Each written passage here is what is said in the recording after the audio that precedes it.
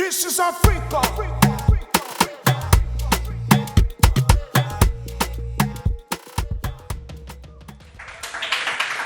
Awesome. And so just to get us started, we'll start from pretty much the beginning, right? So getting started on YouTube, challenges and wins. Do you remember when you started, what challenges that you had and how you overcame them? Just to get us started. So I started my channel in 2020 during the hard lockdown in South Africa, where I realized that, the community where I come from, people couldn't access education at the time. So I made sure that I bridged that gap by providing access to education. And fast forward, today my channel is over 100,000 subscribers. Wow.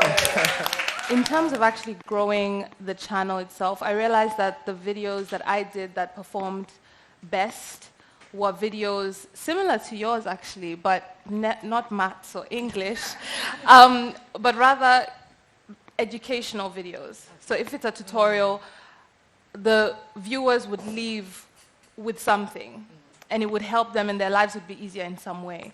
So I realized just having those videos that people are able to have a very strong takeaway and it will positively impact their lives, those are the videos that did better for me. And that's what I started to prioritize in videos moving forward. This is Africa. When you do pivot, what's the importance of experimenting and how have you gone about making that decision while still adding value at every step of the way? Yeah. I think the pivoting one is quite a personal one. For me, I work a lot on intuition. I even had a conversation recently, but now it's important to now pair up your intuition with being business smart, right? And that's where you allow yourself to try things out. And sometimes people generally don't like it, and that's okay. But that's just the nature of business and the nature of life. But I found that in doing more stuff and trying out different things, putting 2 videos out, I find myself leaning towards something and figuring out that, oh, this is actually what I like.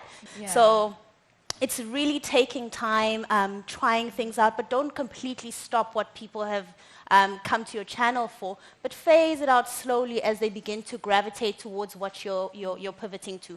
For short-form content, so I took a long break from the platform, and so as a way to come back, I decided to start with shorts. Then I noticed a couple of things that I was really surprised about because Shorts was very new on the YouTube platform at the time. So it was very easy to reach a wider audience, people who I don't think would originally watch my videos because it's very concise and it's straight to the point.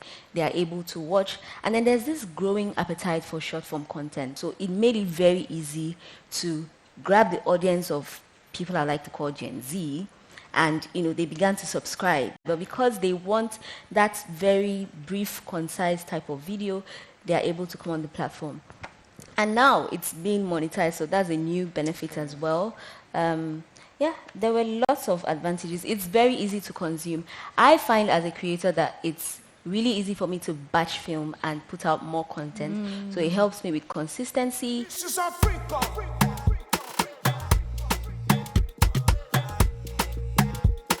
What are the 3 tips you'd say or things that you always do before you go into shooting? So I'm a very practical thinker, and at heart I'm a problem solver.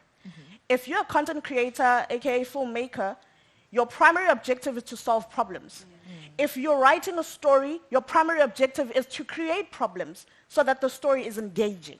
Okay. So when the story becomes engaging, when you've got an idea and you write an idea down, you have to check realistically, resource-wise, what do I have? Sometimes you are able to still achieve the same idea with the story, but you can adapt it to the kind of resources that you have. Second of all, you have to always prioritize collaboration. Yeah. If you check your network around you, it is so important to understand that the people around you are as important as the content that you make.